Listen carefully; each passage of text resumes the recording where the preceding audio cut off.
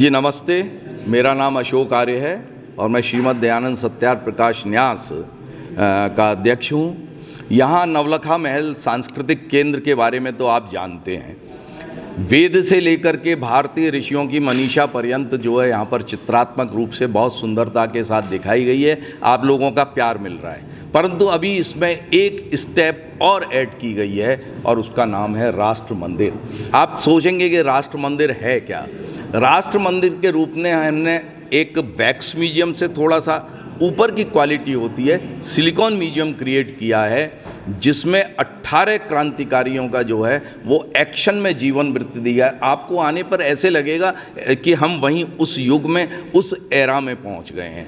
तो इसका लोकार्पण जो है वो 22 फरवरी 2026 को 11 बजे माननीय महाशय राजीव जी गुलाटी, यहाँ मैं कह दूं कि इस पूरे व्यय को उन्होंने अपने ऊपर लिया, मुक्त हस्त से दान दे करके।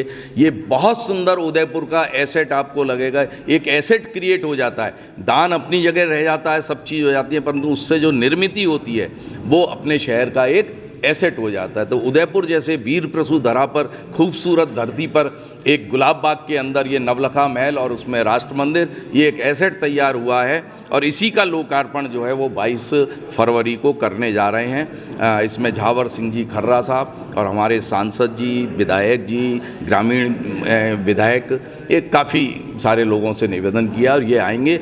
और आर्य समाज के 50 से ऊपर सन्यासी और 50 से ऊपर विद्वान यहाँ आ रहे हैं और यहाँ कार्यक्रम 10 बजे से प्रारंभ होगा और 2 बजे तक चलेगा। तो ये तो सुबह का लोकार्पण का कार्यक्रम है। इसमें हम लोग अपनी ओर से, न्यास की ओर से और उदयपुर की जनता की ओर से भी इतना सुंदर एसेट बनाने के लिए उनका लोकाभिनंदन भी यहाँ पर हम लोग करेंगे।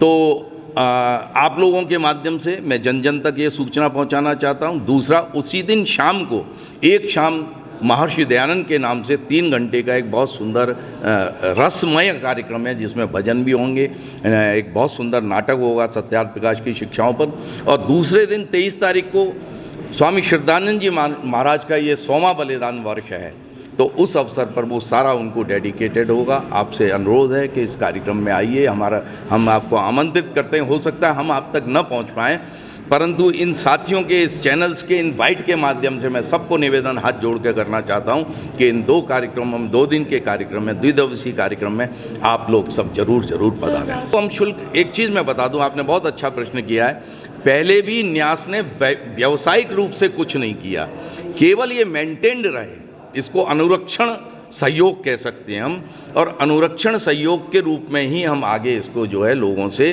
कहेंगे कि भाई आपकी ही चीज़ है, आप इसको बनाए रखिए। इस सब से जो मेंटेन होगा तो 10 साल बाद, 20 साल बाद भी आपको लगेगा कि ये उतना ही सुंदर है। आपने नई पीढ़ी में और बच्चों में राष्ट्र प्रेम और अध्यात्म की बात कही, तो नवलखा महल की क्या व्यवस्था है स्कूल के बच्चों को देखने की? जी बिल्कुल, स्कूल के जो बच्चे हैं, अगर उनके टीचर अपने लेटर हेड पे हमको लिख के भेजते हैं, चाहे 100 बच्चे हों, 50 बच्चे हों, 400 बच्चे हों, हम उनको निःशुल्क दिखाते हैं और स्वागत है। आपके माध्यम से बहुत बढ़िया प्रश्न किया। जैसे मैंने कहा, हमारा कोई व्यावसायिक उद्देश्य नहीं है, सारे ही ये स्कूल आते रहें और हम निःशुल्क ही दिखाते रहें। हम दान मांग लेंगे इन लोगों से इसको चलाने के लिए। आइए आकर के देखिए। यहाँ पे बच्चों को ये सब बताना बहुत आवश्यक है, तो आपने उनके लिए बिल्कुल निःशुल्क है। धन्यवाद।